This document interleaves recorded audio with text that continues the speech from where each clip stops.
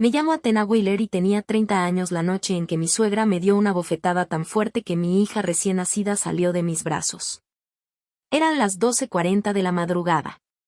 Mi hija Nora estaba llorando sin parar por la fiebre, y lo último que Lorraine me dijo antes de pegarme fue: «Haz que se calle o salte de mi casa». Pero esa bofetada no fue lo peor de aquella noche. Lo peor fue lo que el doctor encontró en las tomografías de mi hija, lesiones que ya tenían varias semanas, de noches en las que yo creía que ella estaba segura. Y lo que hizo mi suegra después, mientras mi bebé estaba acostada en una cuna del hospital, es la razón por la que hoy cuento esta historia. No pidió perdón. No confesó nada. Simplemente tomó el teléfono y empezó a mover sus piezas en mi contra. Pero déjenme regresar a enero, porque nadie termina viviendo en la casa de su suegra por casualidad. Mi esposo Caleb perdió su trabajo en una fábrica apenas 2 semanas después de que nos enteramos de que yo estaba embarazada. Por suerte, consiguió rápido un contrato soldando tuberías. Era buen dinero, pero el horario era pesado, 3 semanas fuera y 1 semana en casa, todos los meses. Yo daba clases de segundo grado con un contrato anual, así que mi licencia de maternidad no me pagaba absolutamente nada. Una noche nos sentamos en la mesa de la cocina con una calculadora y 2 tazas de café ya frías, y tuvimos que aceptar algo que las cuentas ya nos estaban diciendo: no podíamos seguir pagando el departamento y, al mismo tiempo, juntar dinero para el depósito de otra casa. La casa de Lorraine, en Dayton, tenía 4 habitaciones y ella vivía sola. Mi suegra llevaba 8 años viuda y nos ofreció quedarnos ahí antes de que siquiera se lo pidiéramos. Entre familia nos ayudamos, nos dijo. El plan parecía sencillo. Pasaríamos 6 meses bajo su techo, juntaríamos $4,000 para el fondo de mudanza antes del otoño y después buscaríamos una casa en renta, con un pequeño patio y cerca de la escuela donde yo trabajaba. Quiero contarles algo más, porque después tendría mucha importancia. Mi mamá murió cuando yo tenía 12 años. Mi papá trabajaba transportando mercancía por todo el país y me crió entre desayunos en paradas de camiones y consejos prácticos. Él también ya había fallecido. Así que, cuando Caleb empezó a subir nuestras cajas por las escaleras del porche de Lorraine, yo llevaba algo mucho más pesado que las maletas, una esperanza que nunca me había atrevido a decir en voz alta. Yo quería volver a tener una mamá. Quería esas cenas de domingo y alguien a quien llamar cuando el bebé no quisiera comer. Quería que Lorraine fuera una figura que ella nunca me había prometido ser. Nos abrió la puerta usando una blusa impecable que olía a limpiador de limón y me abrazó. Recuerdo haber pensado que esa era la casa más limpia en la que había estado. Era una limpieza tan perfecta que casi parecía una advertencia. Y ese fue el último abrazo que recibí de ella sin que después tuviera un precio. Nora nació la primera semana de marzo. Pesó exactamente 7 libras. Tenía la barbilla de Caleb y un llanto capaz de hacer temblar las paredes. Lorraine nos llevó del hospital a la casa y ya tenía la cena preparada. Durante unos 4 días pensé que de verdad había tenido suerte. Pero después, su manera de ayudar empezó a cambiar las cosas. Yo sacaba leche, llenaba los biberones, les ponía la etiqueta y los guardaba. Luego los encontraba acomodados de otra manera. Algunos hasta estaban vacíos porque, según Lorraine, había preparado demasiado otra vez. Un día dejó uno listo para la siguiente toma y después se quedó esperando. Cuando terminé de darle de comer a Nora, anotó la cantidad en una hoja magnética pegada al refrigerador. También puso ahí un horario que ella misma había hecho, horas para comer, siestas y ejercicios boca abajo. Todo estaba escrito con su letra, no con la mía. Cuando yo levantaba a Nora entre una toma y otra, Lorraine inmediatamente la sacaba de mis brazos. «Vas a malacostumbrarla», me decía. «Los bebés necesitan orden, no que estés encima de ellos todo el tiempo». Yo intenté poner un límite de la manera más amable posible. Le dije que agradecía todo lo que hacía por nosotras, pero que quería seguir las indicaciones del pediatra y alimentar a Nora cuando ella lo necesitara. Lorraine se rió de esa forma en que uno se ríe cuando un niño dice algo tierno, pero completamente equivocado. «Cariño, yo crié a un hijo siguiendo horarios y sobrevivió perfectamente». Lo más raro era la forma en que hablaba de Nora. Cuando estábamos solas, era nuestra bebé. Nuestra rutina, nuestra casa, nuestras reglas. Pero cuando llegaban sus amigas de la iglesia con guisos y comida casera, yo la escuchaba hablar desde la sala con una voz tranquila y cariñosa. Mi nieta. Prácticamente yo la estoy criando, ¿saben? Su mamá todavía está aprendiendo. Yo me quedaba en el pasillo, cargando a mi propia hija, sintiéndome más como una niñera en una casa donde no pagaba renta y tampoco tenía derecho a decidir nada. Me decía a mí misma que era cuestión de generaciones. Que solo serían 6 meses. Pero ya estaba haciendo algo que casi termina costándole todo a Nora. Estaba convirtiendo cada señal de alerta en una explicación que yo pudiera soportar. La casa de Lorraine funcionaba con reglas, igual que una iglesia funciona con himnos. Nadie las votaba y todos tenían que obedecerlas. Los zapatos se quitaban en la entrada y tenían que quedar acomodados por talla. La ropa se lavaba martes y viernes, la blanca por separado, y si yo doblaba algo de manera diferente a la suya, ella lo volvía a lavar. Las llamadas se hacían en la cocina y con el altavoz encendido, porque, según ella, quien habla en privado dentro de su cuarto seguramente tiene algo que esconder. Hasta planchaba las servilletas. Debía haber entendido la señal desde entonces. El primer domingo de abril, su hermana Carol fue a cenar. Llegó llena de perfume y opiniones, y las dos se pusieron a hablar de los chismes del vecindario mientras comíamos carne al horno. En algún momento mencioné a la familia que vivía frente a nosotros. La esposa se había ido de la casa ese invierno y yo dije, con cuidado, que esperaba que estuviera bien. Que nadie abandona un buen matrimonio sin tener una razón. La mesa se quedó en silencio. Lorraine dejó el tenedor y el cuchillo a cada lado de su plato, perfectamente acomodados, y me miró como si yo fuera una mancha sobre el mantel. Una buena madre sabe cuándo quedarse callada. Eso fue todo su sermón. Carola sintió mientras tomaba su té dulce, como si acabaran de leer un versículo de la Biblia. Recuerdo sentir como el calor me subía por el cuello. Y también recuerdo que no dije nada. En ese momento pensé que estaba evitando una discusión y manteniendo la paz. Ahora sé que, sin darme cuenta, estaba practicando para aprender a quedarme callada. Esa noche me acosté escuchando el murmullo de la televisión desde abajo. La cuna de Nora estaba a menos de un brazo de distancia, y como todas las noches, me puse a hacer cuentas.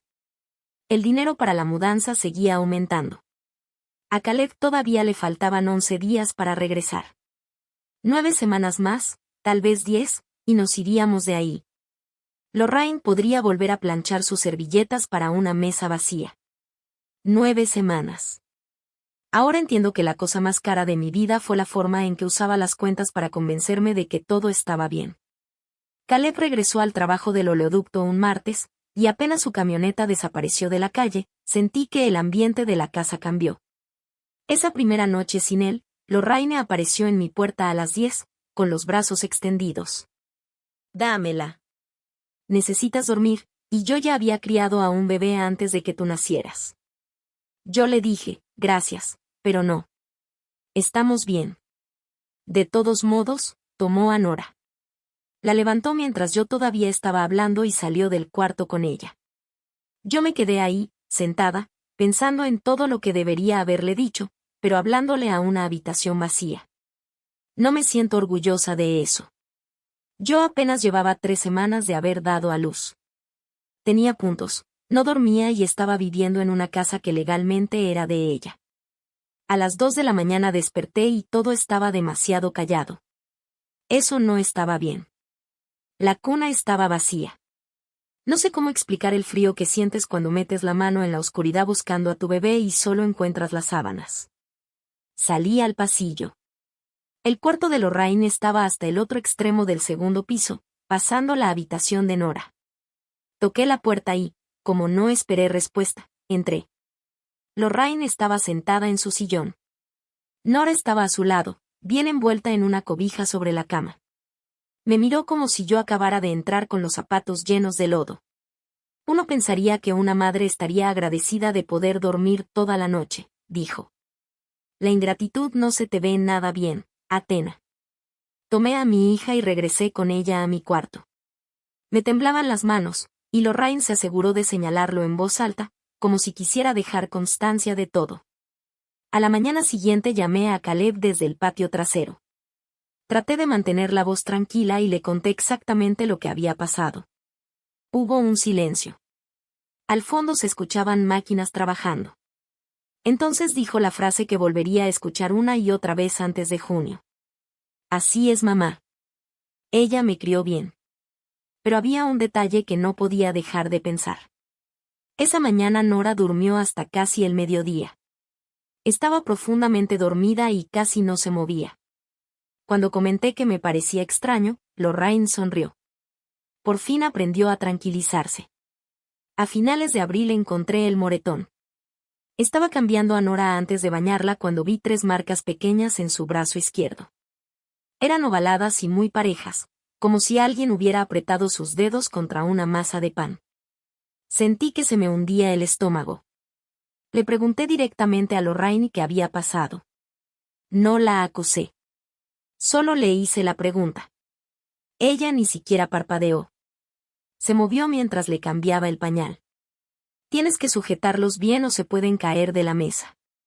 Lo sabrías si escucharas. Pedí una cita con el pediatra para la mañana siguiente. Después tomé varias fotos con mi celular, procurando que apareciera la fecha. Porque, aunque todavía no quería aceptarlo, una parte de mí ya había dejado de creer que aquello fuera a quedarse en algo pequeño. El doctor Hartman revisó a Nora con mucho cuidado. Fue tranquilo y muy amable.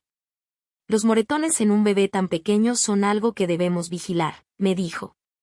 Podrían ser por la forma en que la cargan. También podría no ser nada. Solo hay que estar pendientes. Yo escuché lo que no dijo. ¿Pendientes de qué? ¿O de quién? Ese fin de semana, mientras Caleb estaba en una videollamada desde un motel en Oklahoma, saqué del closet el monitor para bebé que me habían regalado en el baby shower.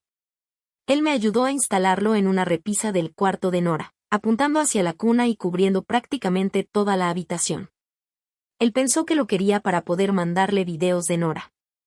Y sí, esa era una de las razones.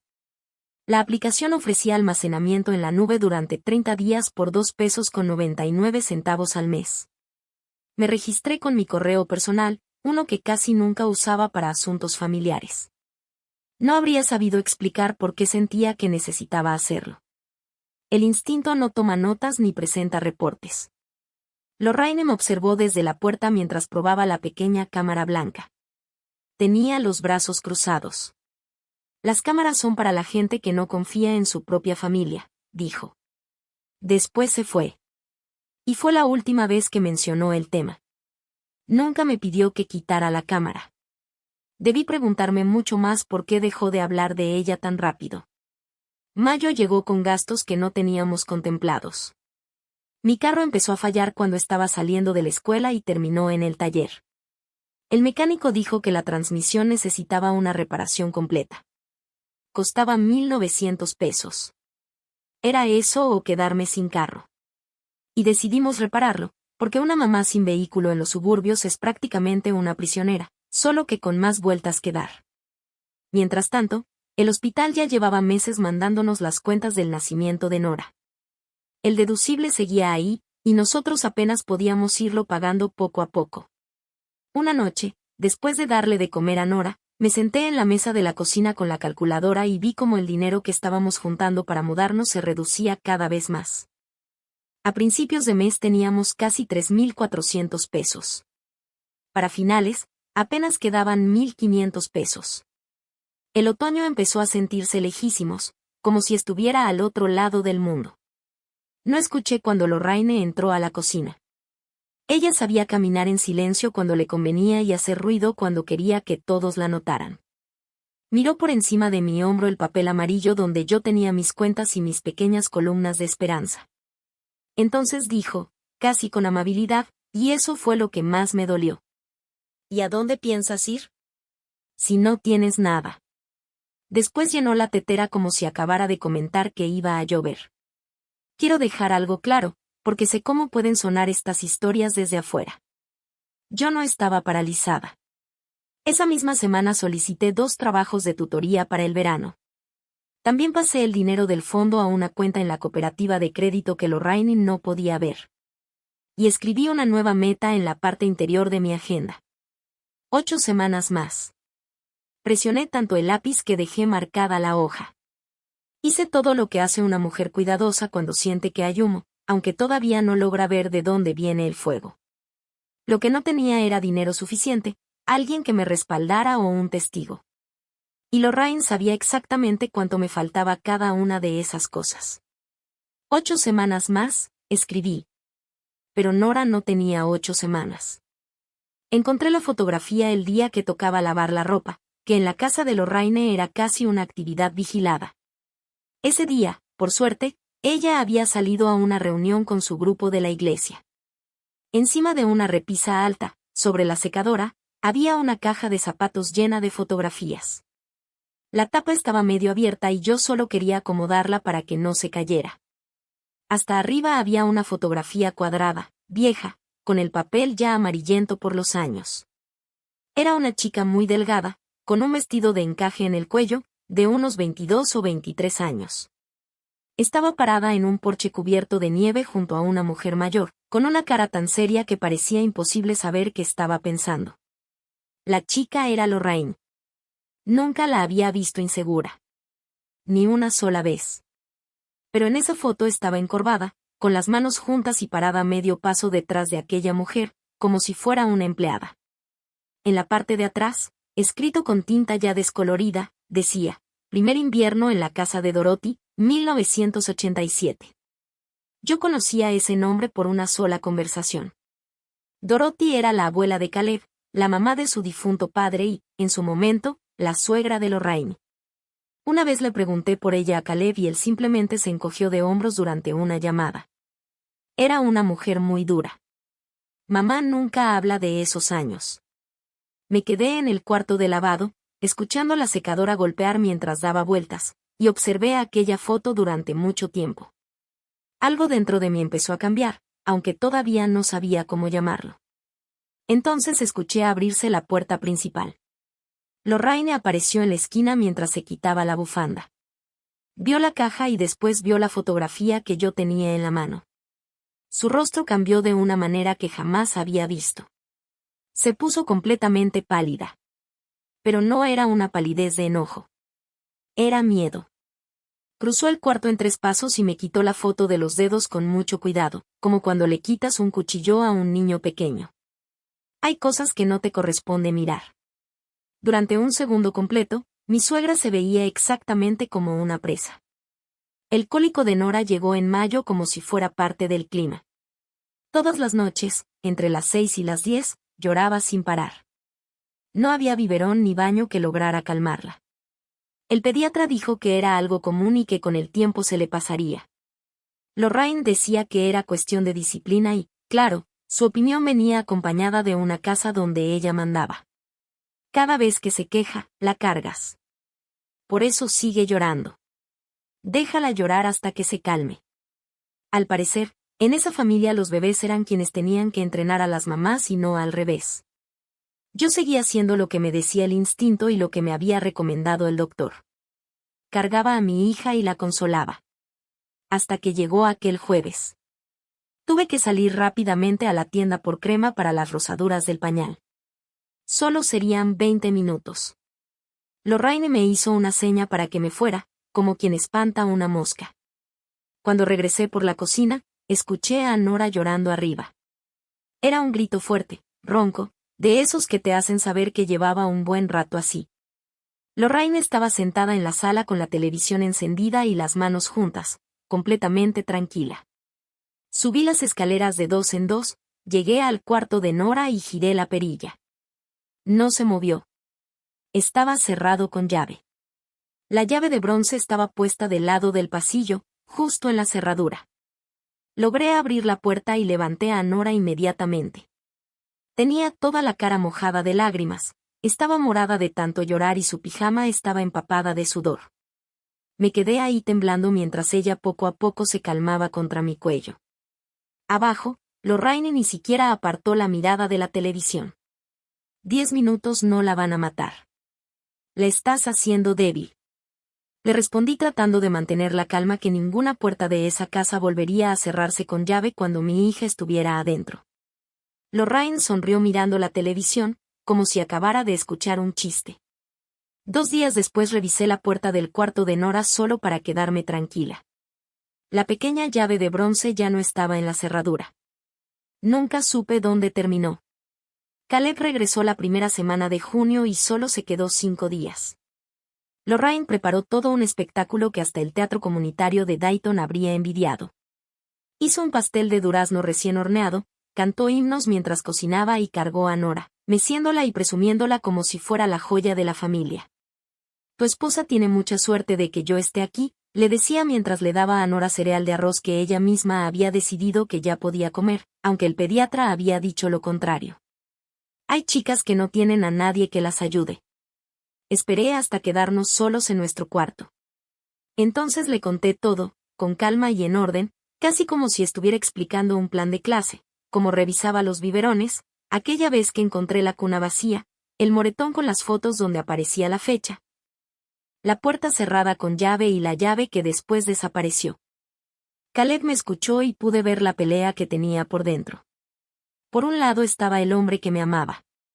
Por el otro, el hijo que llevaba 33 años aprendiendo que el amor de su mamá estaba por encima de todo. Amor, dijo al final mientras se frotaba los ojos, tal vez entendiste mal. Esa puerta se atora. Estás agotada. Ella es, bueno, sí, es bastante intensa, pero jamás le haría daño a Nora. Abajo, su mamá estaba cantándole a mi hija. Él no estaba eligiéndole exactamente a ella por encima de mí.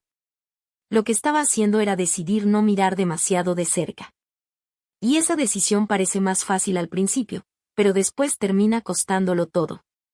El domingo por la noche, Caleb nos dio un beso a las 2 y se fue en carro hacia Louisville para tomar su vuelo. Yo me quedé en el porche con Nora sobre el hombro, viendo cómo las luces traseras de su carro se alejaban hasta desaparecer.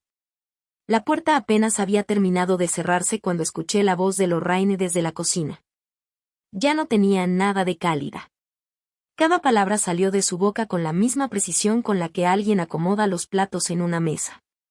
Él fue mi hijo mucho antes de ser tu esposo. Me volteé y la vi secando un plato mientras sonreía. Solo para que nos entendamos, agregó. La cámara del cuarto de Nora tenía alertas de movimiento, pero casi nunca les hacía caso. Una bebé se mueve tanto que la aplicación prácticamente nunca dejaba de detectar actividad. Pero ese miércoles, alrededor de las 3 de la tarde, estaba doblando los pañaleros en el sótano cuando mi celular vibró. No sé por qué, pero abrí la aplicación. Y vi la grabación. Lorraine entró al cuarto de Nora y se acercó a la cuna.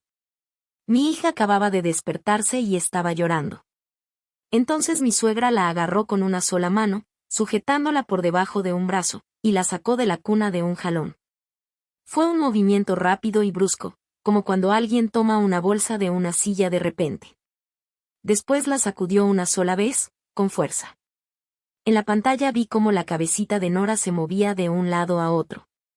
Sentí que todo mi cuerpo se congelaba y, al mismo tiempo, se volvía completamente preciso. Guardé el video. Subí las escaleras. Hice exactamente lo que recomiendan los libros, nada de sorprenderla, nada de gritar, nada de perder el control. Le enseñé el teléfono y le dije. Esto me asustó. Mira cómo se mueve su cabeza. Es demasiado pequeña para que la trates así. Lorraine vio el video como quien mira un comercial que no le interesa. Después levantó la mirada hacia mí, te lo juro, su voz sonó dulce, casi aterciopelada. Es solo un video movido de una cámara puesta en una repisa. Cariño, no has estado bien desde que nació la bebé. El posparto puede afectar mucho a las mujeres. En la iglesia todos han visto cómo estás encima de ella todo el tiempo, cómo tiemblas. Odiaría que alguien de las autoridades empezara a preguntarte si realmente estás bien. Me devolvió el celular y se acomodó la falda con toda tranquilidad.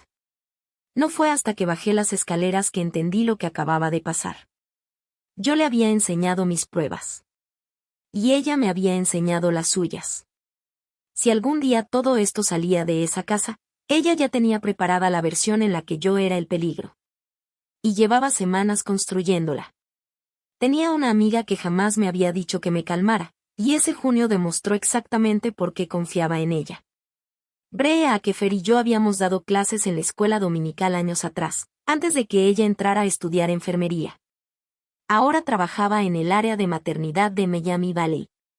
Nos vimos en una cafetería que quedaba más o menos a la mitad del camino entre su trabajo y los lugares a los que yo tenía que ir. Nora estaba dormida en su portabebé y yo hablé durante 20 minutos sin parar. Bree solo movió su café una vez antes de decirme: Athena, esto no es que ella sea de la vieja escuela. Está controlando toda tu vida y le llama amor. Eso tiene un nombre, y no se va a solucionar solo. Después hizo lo que hacen las buenas enfermeras. Armó un plan. Un plan con salidas. Me dijo que su cuarto de visita sería mío el día que lo necesitara. No tenía que llamarla antes ni pedir permiso. También ayudaría a registrar todo, con fechas y detalles. Yo conseguí un trabajo en línea para el verano calificando exámenes estandarizados. Podía hacerlo por las noches desde mi celular si era necesario. En 6 semanas más, el fondo volvería a llegar a los 2,000 pesos. Era suficiente para pagar el depósito de un lugar pequeño, quizá feo, pero completamente mío. Sentada en aquella cafetería, escuché otra vez la voz de Lorraine dentro de mi cabeza. Una buena madre sabe cuándo quedarse callada. Pero por primera vez, yo le respondí. Callarme no me había comprado ni un solo día de seguridad. Si alguna vez te has quedado sentado en tu carro, estacionado en algún lugar, practicando cómo explicar lo que pasa dentro de tu propia casa sin que sonara absurdo al decirlo en voz alta, sabes exactamente de qué hablo. Yo conocía esa sensación demasiado bien. Regresé a la casa sintiéndome más ligera de lo que me había sentido en semanas. Pero cuando entré a mi cuarto, me detuve. Los cajones de mi cómoda estaban cerrados de una forma que no era normal. Estaban empujados completamente hacia adentro, cuando yo siempre dejaba un poco abierto el de arriba. Alguien había estado revisando mis cosas. 3 noches después, apareció un sobre en mi lugar de la mesa durante la cena. Era color crema y llevaba mi nombre escrito con la letra elegante y curva de Lorraine, como si fuera una invitación de boda. Lo abrí. Adentro había una cuenta detallada. Cobro por alojamiento, 300 pesos al mes, multiplicado por 5 meses. Después venía un cargo por servicios, calculado de una manera que ella había redondeado con una especie de generosidad cristiana. El total era de 1,750 pesos. Y decía que podía pagarlo cuando me fuera conveniente. Lo que, en su opinión, significaba de inmediato. Levanté la mirada. Lorraine me observaba por encima de sus lentes, tranquila, casi amable. Nada en esta vida es gratis, cariño. Mucho menos cuando se trata de la familia. Esa misma noche llamé a Caleb desde el patio trasero. Aunque era junio, mi respiración parecía formar vapor del frío que sentía por dentro. Le leí la cuenta completa, línea por línea. Llevaba 14 horas trabajando y su voz sonaba cansada y áspera. Ella está orgullosa, amor. Así es su manera de hacer las cosas. Págale y nosotros vemos cómo lo arreglamos. Yo puedo tomar horas extra. Solo págale. El fondo para la mudanza tenía alrededor de 1,500 pesos y aquella cuenta se llevaba prácticamente todo, además de mi siguiente pago por las tutorías. Así que pagué. Me paré frente al mostrador de la cooperativa de crédito y vacié la cuenta que había mantenido escondida de Lorraine. La empleada me preguntó si quería cerrarla. No. Déjala abierta. Por favor, déjala abierta. Solo quedaron 5 pesos en esa cuenta, como una lucecita que seguía encendida. Mientras regresaba a casa, apretando el volante de mi carro con la transmisión de 1,900 pesos recién reparada, entendí algo. Lorraine no necesitaba nuestro dinero. Su casa ya estaba pagada. La pensión de su esposo fallecido le alcanzaba perfectamente para vivir y seguir con sus servilletas impecablemente planchadas. Aquella cuenta no era para ganar dinero. Era una estrategia. No estaba tratando de sacarnos provecho. Estaba cortando, tabla por tabla, el puente que nos permitía salir de ahí, y quería que yo viera cómo cada pedazo desaparecía. El sábado después de pagarle, decidí mandarle a Bree los videos donde aparecía levantando a Nora de la cuna. Necesitaba que alguien más tuviera una copia. Abrí la aplicación de la cámara mientras Nora dormía en su cuarto. La carpeta local estaba vacía. No faltaban algunos videos. Estaba completamente vacía. Semanas enteras de grabaciones habían desaparecido. Me subí a un banquito y revisé la pequeña cámara blanca que estaba en su repisa. La tarjeta SD seguía dentro, demasiado bien acomodada. Estaba puesta de una manera que yo nunca la dejaba. Y todos los videos habían sido borrados. Ella lo sabía. Había sabido quién sabe desde cuándo. Esperó a que yo saliera a la tienda o a la cooperativa de crédito. A sus 62 años se subió a algún lugar, descubrió cómo sacar la tarjeta de memoria o buscó las instrucciones, y borró todas las pruebas. Me senté en el sillón donde mecía a Nora, con el corazón latiendo como una secadora llena de zapatos. Y por poco quito la cámara, la guardo en una caja y me rindo. ¿Por qué? ¿Para qué seguir? Entonces volví a mirar la aplicación. En la parte inferior de la pantalla aparecían unas letras grises muy pequeñas que yo había dejado de notar hacía meses. Respaldo en la nube. Estaba activo. 30 días de almacenamiento. 2,99 pesos al mes. Y el pago estaba ligado a una dirección de correo que Lorraine jamás había visto. Ella había borrado la tarjeta. Pero esa tarjeta era solo una distracción, aunque ninguna de las dos lo sabía. Todo lo que captaba la cámara se subía automáticamente a un lugar fuera de aquella casa, todos los días. Un lugar al que no podían llegar sus llaves, sus productos de limpieza ni su letra perfecta. Me quedé sentada, completamente quieta, durante mucho tiempo. Entonces hice la decisión más difícil que he tomado como madre. Más difícil que muchas de las cosas que vinieron después.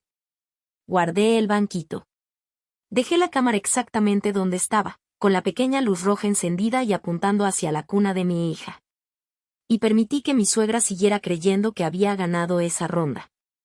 Que siga grabando, pensé. Dios, que siga grabando. Solo una vez vi a Lorraine perder la compostura, y no fue conmigo. Fue un martes lluvioso a mediados de junio. Había recibido una llamada de alguien de la iglesia. Por lo que entendí, era la nieta de una de las mujeres de su grupo, una mamá joven que había dejado a la familia de su esposo y se había llevado a sus bebés con ella. Lorraine colgó. Después se sentó en la mesa de la cocina con una copa de jerez, algo que jamás la había visto tomar. Se quedó mirando por la ventana, inmóvil, como si esperara que la ventana le diera alguna respuesta. Yo estaba calentando un biberón. Podía haberme ido de ahí. No lo hice. Y en medio de ese silencio, Lorraine empezó a hablar, aunque parecía que no me estaba hablando realmente a mí. El invierno en que nació Caleb comenzó, él tenía cólicos igual que Nora. Lloraba desde la hora de la cena hasta casi la medianoche. Y una noche Dorothy, mi suegra, la misma mujer de la cara dura que aparece en la fotografía, me agarró del brazo, me sacó al porche con el bebé en medio de la nieve y cerró la puerta con seguro. Hizo una pausa. Se quedó parada detrás de la ventana, mirándome con toda calma, como si estuviera viendo el pronóstico del tiempo, hasta que yo descubrí cómo hacer que él dejara de llorar. Giró un poco la copa que tenía sobre la mesa. Nadie vino por mí. Me quedé callada y sobreviví. Así es como se hace.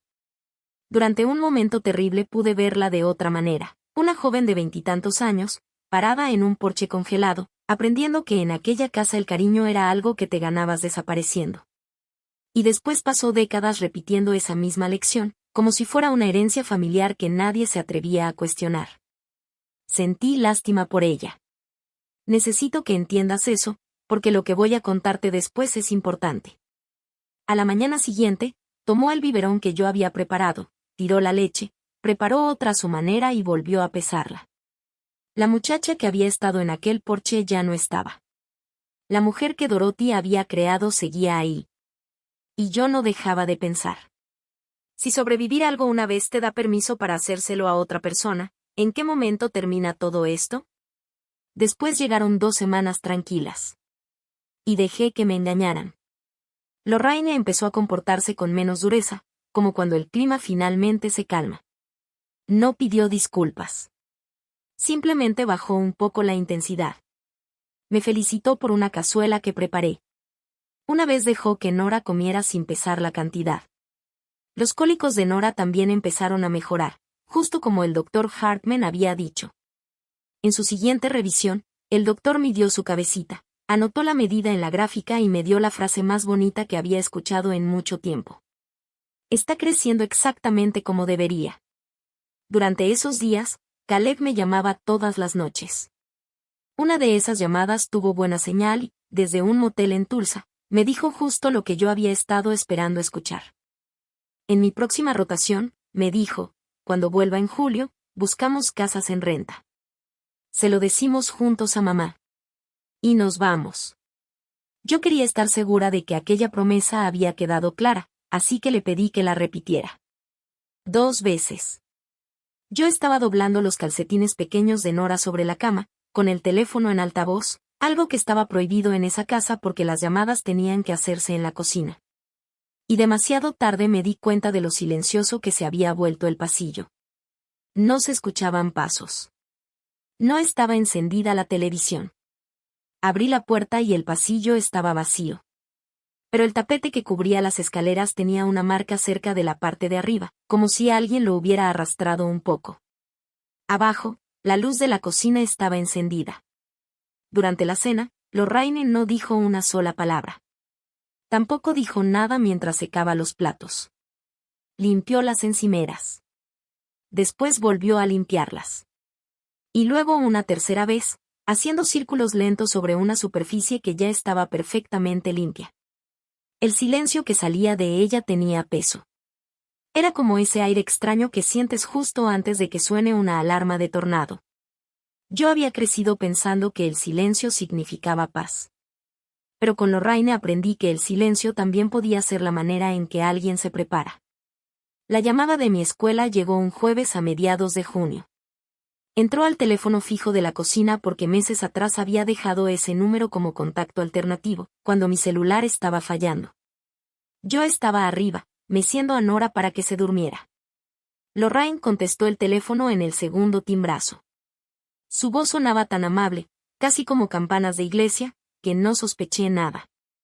A esas alturas, no pensar demasiado en ciertas cosas se había convertido en la forma que yo tenía de sobrevivir. Me enteré 10 días después, por correo electrónico. La directora de la escuela decía que lamentaba mucho saber que yo no regresaría en el otoño. Decía que estaban muy contentos con mi trabajo y que el puesto de segundo grado ya se lo habían ofrecido a la maestra suplente que llevaba tiempo cubriendo el grupo.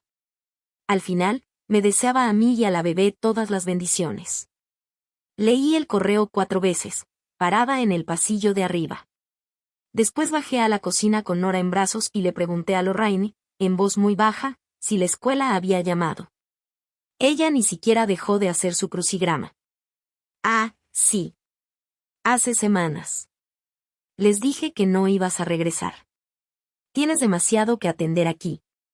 Cualquiera puede darse cuenta. Sentí como si el piso se inclinara. Mi contrato, mi salón de clases y el sueldo que nos iba a ayudar a salir de aquella casa habían desaparecido con una sola llamada. Lorraine había tomado esa decisión por mí y después siguió resolviendo su crucigrama como si nada. No tenías derecho, le dije. Mantuve la voz baja porque Nora estaba quedándose dormida sobre mi hombro. Entonces Lorraine levantó la mirada. Había algo casi amable en su expresión. Y esa fue la versión de ella que más miedo me dio. Te hice un favor. Ahora tu lugar está aquí. Una buena madre sabe dónde pertenece y también sabe cuándo quedarse callada. Esa noche le mandé un mensaje a Bree mientras tenía la mano sobre la espalda de Nora, que ya estaba dormida. 6 semanas acababan de convertirse en 12. Y yo no estaba segura de poder aguantar 12. Nora empezó a ponerse inquieta alrededor de las 9 de la noche. Era el último domingo de junio, el mismo día en que Lorraine había organizado una comida con su grupo. Nunca voy a olvidar esa fecha. Nora estaba por cumplir 4 meses. Tenía un poco de fiebre, se sentía muy mal y no dejaba de morderse el puñito. Llamé a la línea de enfermería del pediatra y me dieron las mismas indicaciones que suelen dar en esos casos. mantenerla hidratada, tener paciencia y vigilar la fiebre. Para la medianoche, ya había caminado quién sabe cuántas vueltas por el cuarto con ella sobre el hombro. No lloraba por hacer berrinche. Lloraba como lloran los bebés cuando se sienten mal, con un llanto agudo y delgadito que te parte por dentro. Con cada vuelta, yo le susurraba sobre su cabello húmedo. Ya sé, mi niña. Ya sé. A las 12:40 escuché abrirse la puerta del cuarto al final del pasillo. Recuerdo la hora exacta por lo que la cámara terminaría registrando. Escuché pasos rápidos acercándose. La puerta del cuarto de Nora se abrió con tanta fuerza que la perilla golpeó la pared. Lorraine apareció en la entrada con su bata y el cabello lleno de tubos. Ya no quedaba nada de aquella mujer tranquila y controlada. Haz que se calle, dijo, o salte de mi casa. Yo alcancé a decir. Está enferma. Es una bebé. No puede. Pero Lorraine cruzó el cuarto y me dio una bofetada con toda la fuerza que tenía. Quiero que entiendas lo que puede provocar un golpe así cuando estás parada, cargando a un bebé, sin esperarlo y sin tener tiempo de reaccionar. El cuarto pareció moverse de lado. Mi cadera golpeó la baranda de la cuna. Mi mano se fue automáticamente hacia la mejilla, que ya me ardía. El cuerpo reacciona antes de que la mente pueda entender lo que está pasando. Y Nora. Nora se me cayó del hombro. Escuché un sonido. Pequeño. Voy a escuchar ese sonido por el resto de mi vida. Y después vino lo que todavía me despierta algunas noches. El llanto se detuvo. Todo. De golpe, toda la casa quedó en un silencio horrible, demasiado profundo. Nora estaba en el piso de madera, con su pijama amarillo, un brazo extendido y sin moverse. El silencio que Lorraine había exigido durante toda la primavera finalmente había llegado. Sobre la cuna, en la repisa, la pequeña cámara blanca seguía ahí, con su luz roja encendida. No recuerdo haber levantado a Nora. Lo que sí recuerdo son las escaleras, mis llaves y la voz de Lorraine detrás de mí. Otra vez hablaba con una calma fría, como si ya estuviera tratando de controlar lo que todos iban a pensar. Los bebés rebotan. Ni se te ocurra convertir esto en algo más. El Miami Valley Hospital estaba a unos 15 minutos de la casa de Lorraine. Llegué en 11, con las intermitentes encendidas y una mano sobre el pecho de Nora cada vez que me tocaba detenerme en un semáforo, buscando sentir que respiraba. Sí, estaba respirando. En la entrada de la casa había abierto los ojos por un instante, pero después volvieron a verse perdidos. En algún punto de la carretera 48 hizo un sonido muy débil, extraño, y yo le hablé en voz alta al carro vacío, como si mi mamá, que llevaba 18 años muerta, pudiera escucharme. Por favor, ayúdame. Pero todavía había ocurrido algo más antes de salir. Mientras intentaba asegurar la silla de Nora con las manos temblando, Lorraine apareció en el porche. Tenía los brazos cruzados y el frío de la noche alrededor. Sus últimas palabras me siguieron mientras cruzaba el jardín. Piensa muy bien lo que vas a decirles.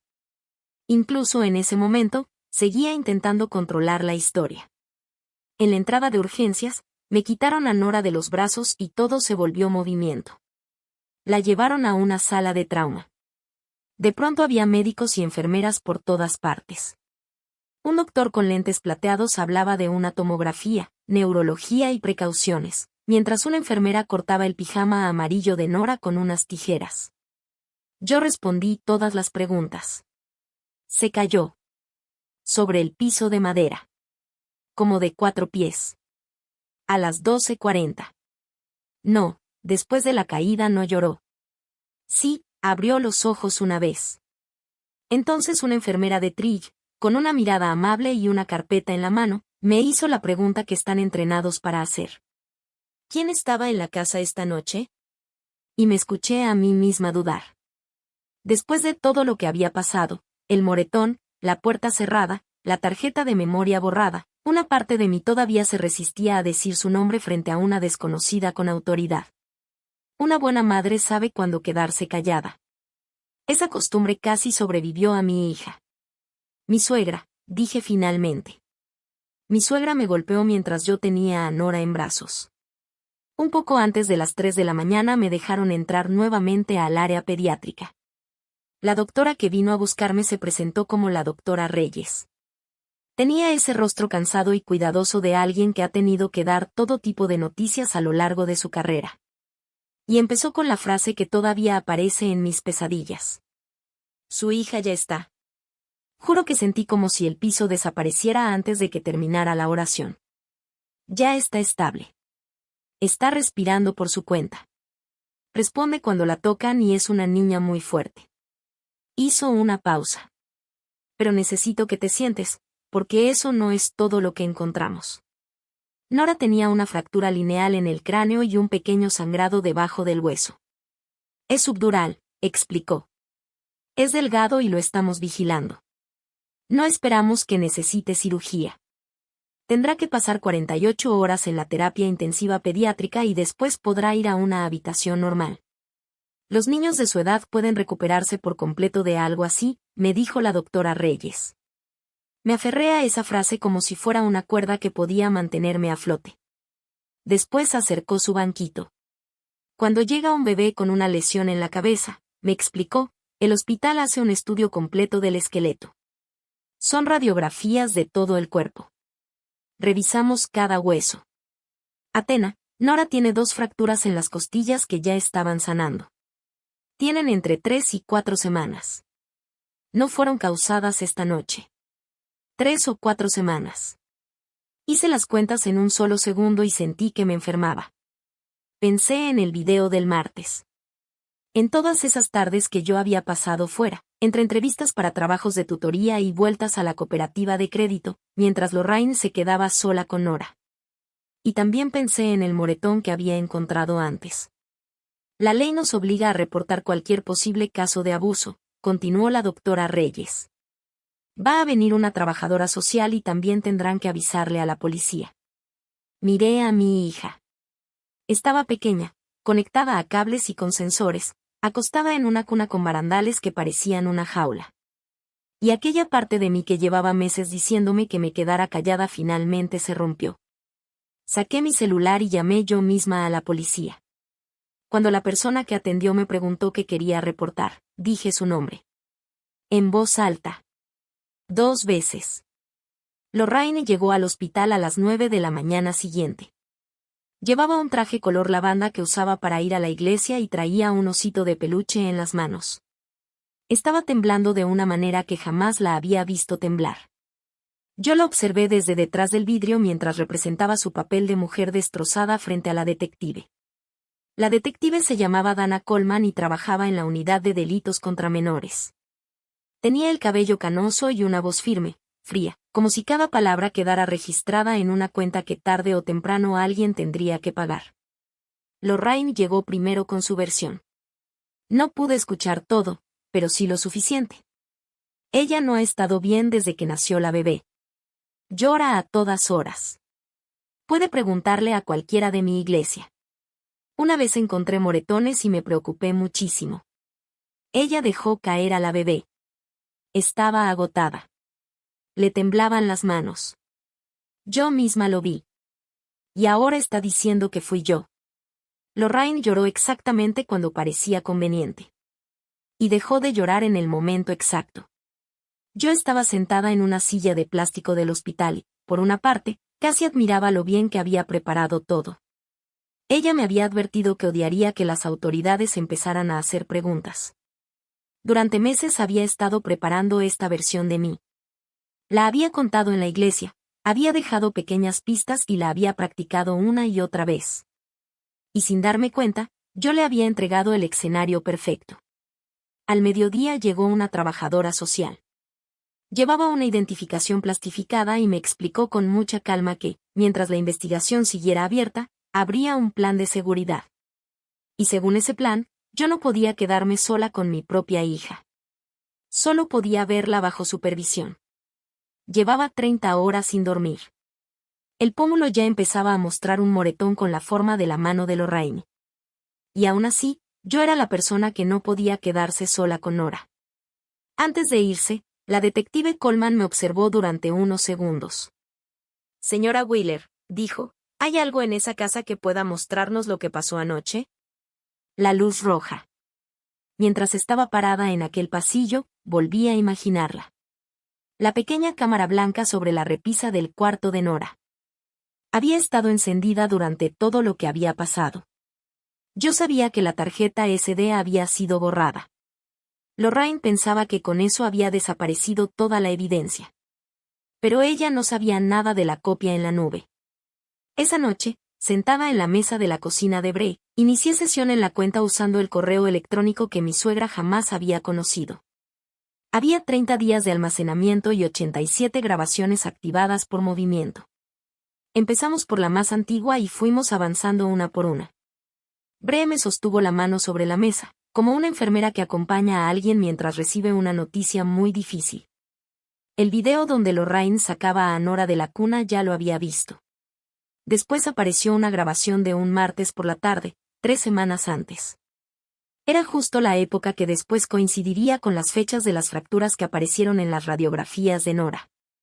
En el video, Lorraine levantaba a Nora mientras ella lloraba desesperadamente. Entonces la apretó contra su pecho y la sacudió con fuerza una vez. Después otra vez. El micrófono alcanzó a captar parte de lo que Lorraine murmuraba. «Cállate. Cállate. En esta casa nos callamos». No pude aguantar más. Llegué al baño de Bray antes de vomitar. Después me lavé la cara, regresé a la mesa y continué viendo cada grabación hasta el final. Incluso vi la del día anterior a las 12:40 de la madrugada. Ahí estaba todo. La puerta del cuarto. Lorraine con su bata y los tubos en el cabello. El movimiento de su brazo. Mi cadera golpeando la cuna. Y después, el sonido. La grabación había captado absolutamente todo. Vi a mi hija caer y yo no pude atraparla. Pero no aparté la mirada. Porque mi niña iba a necesitar por lo menos una persona que hubiera visto todo y hubiera tenido el valor de quedarse de pie. Ahí, parada en la puerta del baño, hice una promesa. Nora nunca iba a aprender de mí que quedarse callada era la única forma de sobrevivir. Si alguna vez te ha tocado ser tu propio testigo, si nadie te habría creído sin pruebas, sabes lo que significa. Y Lorraine todavía tenía una última jugada. Bray conocía a una abogada de familia llamada Renata Bass. Había trabajado durante 6 años en casos relacionados con protección infantil antes de comenzar a ejercer de manera privada. Renata contestó mi llamada a las 7 de la mañana siguiente y me dio unas instrucciones que, probablemente, terminaron salvando todo el caso. No publiques nada en Internet. No mandes los videos a familiares para demostrar tu versión. No cortes, edites ni modifiques las grabaciones. Exporta todos los archivos completos y entrégalos tú misma hoy a la detective. También dale los datos de acceso para que puedan verificar de dónde salieron. Los jurados confían mucho más en una grabación cuando existe un registro claro de cómo se obtuvo y se entregó, me explicó. Las discusiones familiares en Facebook pueden arruinar un caso. Así que a las 10 de la mañana me senté frente a la detective Coleman, con una memoria externa sobre la mesa y un documento impreso que registraba la cadena de custodia. Entonces dije una frase que llevaba años evitando decir. Me enseñaron que los problemas de familia deben quedarse dentro de la familia. Ya no voy a hacer eso. Todo está aquí. Coleman reprodujo la grabación de las 12:40. Su rostro no cambió. La volvió a reproducir. Después se recargó en la silla y me miró con algo que no era exactamente calidez, pero se parecía lo suficiente como para darme un poco de esperanza. Señora Wheeler, quiero contarle algo interesante, dijo. Ayer, en su declaración, su suegra nos aseguró que la cámara del cuarto de Nora llevaba meses sin funcionar.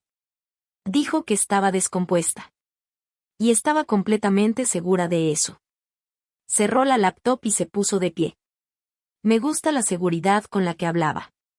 Quédate cerca, pero no te acerques a ella ni intentes contactarla.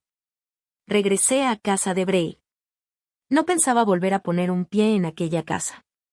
Esa noche dormí 4 horas y, por primera vez desde marzo, no soñé con nada. Arrestaron a Lorraine un jueves, en el estacionamiento de la primera iglesia bautista, unos 20 minutos después de que terminara la comida de su grupo de mujeres. Yo no estaba ahí. Carol sí estaba, junto con la mitad de la congregación. Por eso supe que mi suegra no opuso resistencia. Se fue tranquila, con la cabeza en alto y usando sus mejores perlas. La gente me pregunta si eso se sintió como una victoria. No. No se sintió así de sencillo. Sentí que, por fin, alguien había encendido las luces de una casa en la que yo llevaba meses caminando a oscuras. Sí, sientes alivio. Pero también estás parada entre los pedazos, tratando de entender qué fue lo que se rompió. Las grabaciones fueron verificadas. En cuestión de días cambiaron el plan de seguridad. La misma trabajadora social que antes tenía que supervisar mis visitas ahora se sentaba conmigo y usaba una expresión que jamás pensé que escucharía. Madre protectora que no participó en el daño. Era un término frío para describir la frase más reconfortante que había escuchado en mucho tiempo. Ya podía quedarme sola con mi hija otra vez. Caleb regresó en avión el mismo día del arresto. No intenté convencerlo con palabras. Puse la laptop de Bree frente a él, abrí la carpeta y lo dejé ahí con los 87 videos y una cafetera llena. Cuando regresé una hora después, mi esposo parecía haber envejecido 10 años. Había visto el video del martes. Había visto el brazo de su mamá moverse. Había escuchado cómo le repetía a nuestra hija las mismas palabras con las que ella había vivido toda su vida. Cállate. Cállate. En esta casa nos callamos. Y algo detrás de sus ojos finalmente se rompió. Él fue mi hijo mucho antes de ser tu esposo, dijo en voz baja, sin mirarme. Eso fue lo que ella te dijo. Y yo te dije que la habías entendido mal. A la mañana siguiente, Caleb dio su propia declaración a la policía. Les contó todo. El moretón. La tarjeta borrada. Y cada una de las cosas que yo le había contado durante meses. Lorraine consiguió salir bajo fianza con ciertas condiciones. Después, un martes de septiembre, su abogado hizo una propuesta. Para entonces, el caso ya había tomado su forma definitiva. Con las grabaciones de la cámara del cuarto de Nora frente a ella, el abogado de Lorraine dejó claro que estaba dispuesta a declararse culpable de un delito grave por poner en peligro a una menor y de agresión. Lo que quedaba por discutir era la sentencia. La fiscal me explicó claramente que lo que la familia dijera durante esa etapa podía influir en la decisión final. Y ahí fue donde apareció la propuesta. Llegó de la forma en que muchas veces llegan las cosas dañinas dentro de una familia. No fue el abogado quien vino directamente conmigo. Fue Carol. A través de un café al que Caleb y yo jamás debimos haber aceptado ir. La propuesta era sencilla. Si yo le decía a la fiscal que nuestra familia quería que fueran indulgentes con Lorraine, si decidía no presentar una declaración de impacto como víctima y aceptaba tratar todo como un accidente familiar trágico. Con una declaración de culpabilidad y libertad condicional. Lorraine pondría la casa en un fideicomiso para Nora y pagaría todas las cuentas médicas. Y sí, había muchas cuentas. La hospitalización de Nora ya había superado los 40,000 pesos, incluso antes de sumar los estudios posteriores, las consultas con neurología y las evaluaciones de terapia.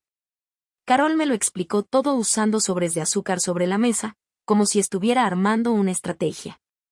Tiene 62 años. Atena, ¿de verdad quieres que termine en prisión solo para sentir que hiciste lo correcto? ¿Vas a sacrificar el futuro de tu hija por conseguirle una condena más larga?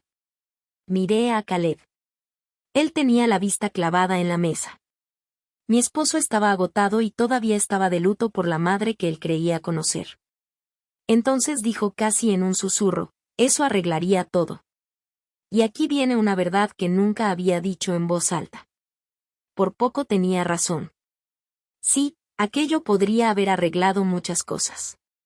Las deudas, el problema de la vivienda y hasta la guerra que había empezado dentro de su familia. Todo, excepto lo único que realmente se había roto. Porque alguna vez una mujer estuvo parada en un porche congelado, aprendiendo a quedarse callada hasta que terminó transmitiendo esa misma lección a la siguiente generación. Y ahora había 40,000 pesos sobre la mesa para enseñarle a mi hija exactamente lo mismo. Yo era la única que todavía podía ver la diferencia. Quiero ser sincera sobre lo cerca que estuve de aceptar. Esa noche me senté junto a la cuna de Nora. Para entonces ya estaba viviendo con nosotros en casa de Bray, aunque cada pocas semanas seguíamos regresando al hospital para sus revisiones. Esa misma tarde le habían hecho otro estudio y todavía estaba esperando que el radiólogo lo revisara.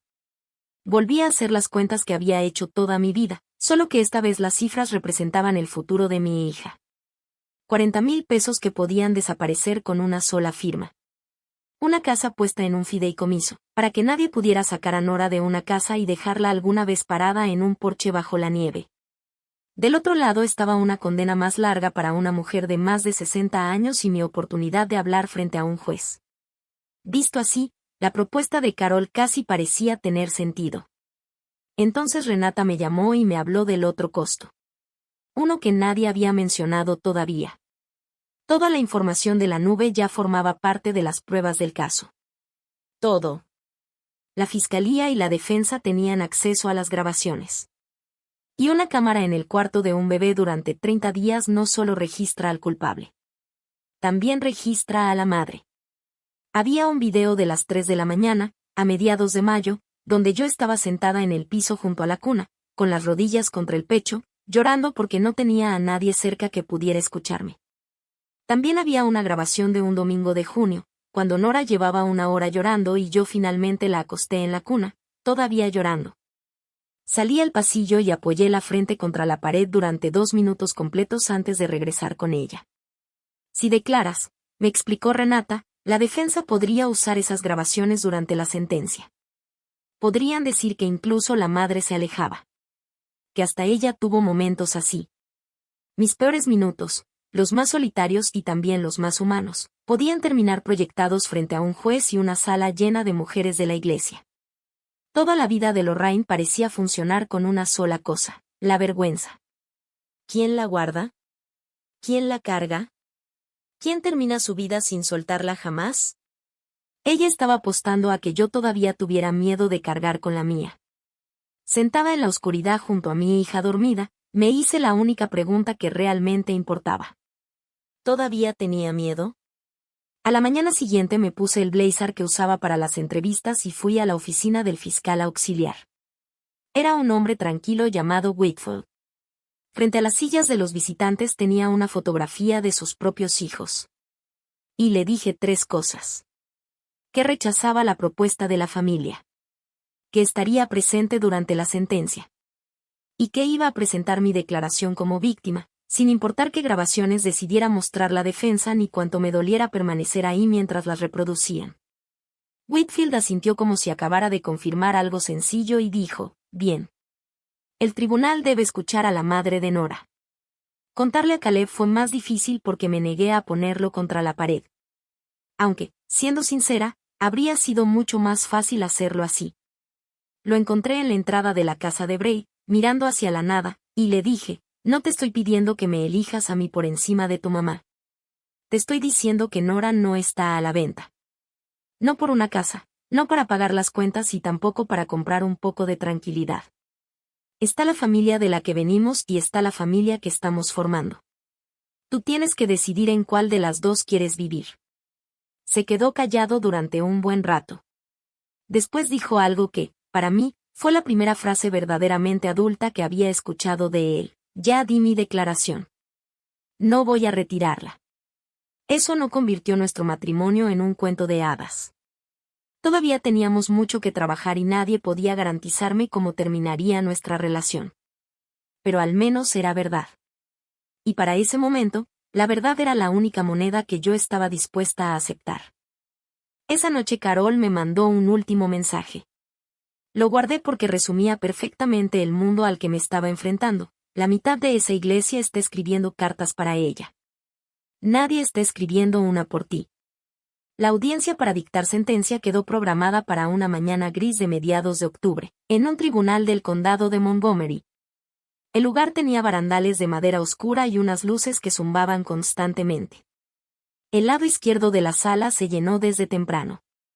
Ahí estaba el grupo de mujeres de la iglesia, con sus suéteres de otoño, y Carol sentada en el pasillo central, justo donde el juez podía verla. Se escuchaban envolturas de mentas y pequeños murmullos de desaprobación. Del lado derecho estaban Bray, todavía con su uniforme porque había trabajado el turno de noche, y Renata. También había 2 asientos vacíos donde habrían estado mis padres. Caleb ni siquiera estaba dentro de la sala. Como testigo de la fiscalía, tenía que esperar afuera en el pasillo, y yo me había prometido no estar volteando a cada rato para ver si entraba. Lorraine estaba sentada en la mesa de la defensa con un suéter gris claro y sus perlas.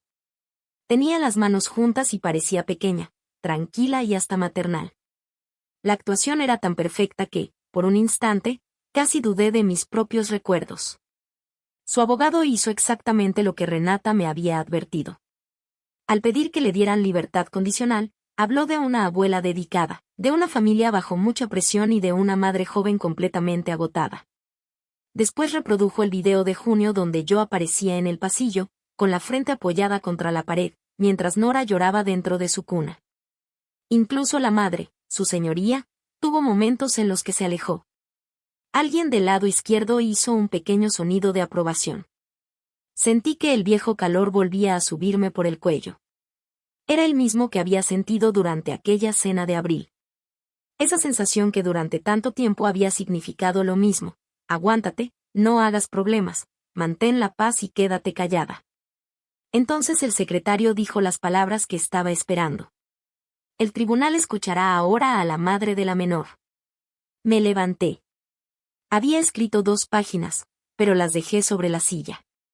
Caminé hacia el estrado más despacio de lo necesario porque Renata me había dicho que una sala termina perteneciendo a quien se niega a apresurarse. Apoyé las 2 manos sobre la madera para tener algo que hacer con ellas. Miré al juez y empecé justamente con aquello que todos esperaban que yo escondiera. Su señoría, la defensa acaba de mostrarle un video donde aparezco dejando a mi hija llorando en su cuna mientras yo me quedo parada en el pasillo. No estoy aquí para decirle que fui una madre perfecta. Me quedé parada en ese pasillo porque llevaba 2 días sin dormir y ya no confiaba ni en mis propias manos. Así que acosté a mi bebé en un lugar seguro y me alejé unos minutos para poder respirar.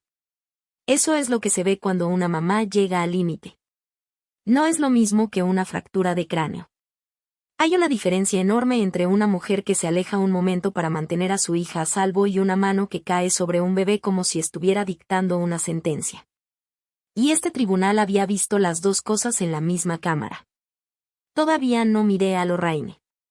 Les conté sobre los biberones que ella pesaba como si fueran algo prohibido, sobre el horario que había escrito con su propia letra, sobre la pequeña llave de latón que desapareció, sobre el moretón que parecía tener la forma de unos dedos y sobre las fracturas de las costillas que se fueron curando sin que nadie las notara mientras yo estaba afuera buscando desesperadamente algún trabajo de tutoría.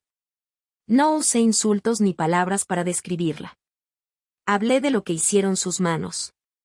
Después les conté sobre la fotografía. La encontré en una caja de zapatos encima de la secadora. Era una imagen de una joven de 23 años parada en la nieve junto a su suegra, tomada en 1987. Años después, alguien había encerrado a esa misma joven en un porche durante una nevada, con un bebé llorando en sus brazos. La mujer que la había encerrado se quedó observándola desde la ventana hasta que descubrió cómo hacer que el niño dejara de llorar. Nadie fue por ella. La sala quedó completamente en silencio. Del lado izquierdo, ya nadie movía los suéteres ni hacía ruido con las mentas. Yo creo que esa joven todavía está aquí, dije. Y creo que le enseñaron la misma frase que ella pasó toda esta primavera tratando de enseñarme a mí. Que una buena madre sabe quedarse callada. Entonces me di la vuelta y miré a Lorraine por primera vez. Su rostro se había puesto blanco, igual que aquella vez en el cuarto de lavado. Porque ella era la única persona en esa sala que sabía exactamente qué puerta acababa de abrir. Te equivocas, Lorraine. Una buena madre sabe exactamente cuándo detenerse. Volví a mirar al juez. Lo que sea que esta familia haya ido pasando de una madre a otra, de unas manos a otras, termina con mi hija. Ella no va a recibir esa herencia. Esa es la única decisión sobre su futuro que puedo tomar por ella, y la estoy tomando aquí, en voz alta, para que nadie vuelva a llamarlo un accidente. Me senté. No hubo aplausos. En los tribunales no hay aplausos y yo tampoco estaba ahí para recibirlos. Solo vi a Lorraine levantarse a medias de su silla y decir mi nombre con una voz que nadie en esa sala le había escuchado antes. Era la misma voz de aquella noche a las 12:40, la voz que usó mientras llevaba su bata y los tubos en el cabello. Su abogado tuvo que hacerla sentarse otra vez y el juez golpeó el mazo 2 veces. La sentencia fue de 4 años en una prisión estatal. Podría solicitar una liberación judicial después de cumplir 2 años y medio, y además recibió una orden de no tener contacto conmigo ni con Nora durante todo ese periodo. Afuera, en las escaleras del tribunal, Caleb me estaba esperando. Como testigo de la fiscalía, él siempre se enteraba de las cosas al final. Cuando salí, se lo conté. No nos abrazamos. Todavía no estábamos en ese punto. Pero él estaba frente a mí cuando crucé las puertas. Y después del año que habíamos vivido, que un hombre estuviera mirando en la dirección correcta significaba algo. Ahora es enero y te cuento todo esto desde un departamento de 2 habitaciones al este de Dayton. Los radiadores hacen ruido, tenemos un sofá de segunda mano y hay algo que todavía me cuesta creer cada vez que lo veo. Mi nombre, está en el contrato de renta. Nora ya tiene 10 meses. Su última revisión con neurología salió muy bien y la terapeuta que trabaja con ella para fortalecer sus movimientos ahora solo la ve una vez al mes. El martes pasado, Nora logró levantarse apoyándose en la mesa de la sala y luego empezó a aplaudir por su propio logro. Bray y yo celebramos como si acabáramos de ganar una medalla olímpica. Porque en esta familia, ahora sí hacemos ruido por nuestras niñas. El dinero terminó siendo lo que tenía que ser. No hubo fideicomiso, ni cuentas pagadas de golpe, ni una casa nueva. Ese fue el precio que habría tenido que pagar por quedarme callada. Y decidí no pagarlo. La oficina financiera del hospital logró pasar gran parte de la deuda a un programa de apoyo económico después de que una trabajadora social, con mucha paciencia, me ayudó a llenar todos los formularios. Lo que quedó se convirtió en un plan de pagos con una cantidad fija. Cada mes hago ese pago y me recuerdo algo muy sencillo: una deuda tiene un número. Hay precios que no se pueden medir. Volví a trabajar como maestra durante el semestre de primavera. Caleb renta un cuarto a unos 10 minutos de aquí, va con un terapeuta los jueves y pasa cada fin de semana ayudando con las cosas que nadie presume. Las noches de dentición, la ropa, las tareas de la casa y todo lo que implica aprender de nuevo a ser una familia. Estamos reconstruyendo desde cero. Sin mentiras y sin prisas. Y todavía no puedo decirte qué partes de nuestra vida van a quedarse como antes. Caleb entiende que esto no se trata de convertirlo en héroe. Y solo eso me demuestra que todavía está cambiando y aprendiendo. Algunas mujeres de la iglesia todavía prefieren cruzarse al otro lado del estacionamiento cuando me ven en el supermercado. Carol nunca me llamó. Y yo dejé de reservarle un lugar a esa esperanza. En noviembre llegó una carta del Centro Penitenciario para Mujeres. Reconocí la letra de Lorraine en el sobre. No la quemé. Pero tampoco la abrí. La guardé en una caja, en la repisa más alta de mi closet. Tal vez algún día, cuando Nora sea grande y tenga sus propias preguntas, la abriremos juntas. No todas las puertas tienen que abrirse. A veces basta con saber dónde están. Anoche Nora se despertó a medianoche porque otra vez le estaban saliendo los dientes. Lloraba con toda la fuerza de una sirenita de emergencia. Y quiero que entiendas lo que pasó después. Porque esa es la verdadera razón por la que te conté todo esto. No pasó nada.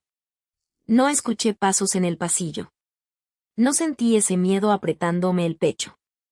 Me levanté en mi propio departamento, en mi propio silencio, cargué a mi hija ruidosa, enojada y maravillosa, y caminé con ella junto al radiador y el sofá de segunda mano. Entonces le recordé la única regla que tenemos en esta casa. Llora todo lo fuerte que necesites, mi niña. Aquí sí hacemos ruido. Ahora entiendo algo que le diría a cualquier mujer que esté viviendo en una casa impecable que en realidad no siente como suya. Estar en silencio no significa estar a salvo.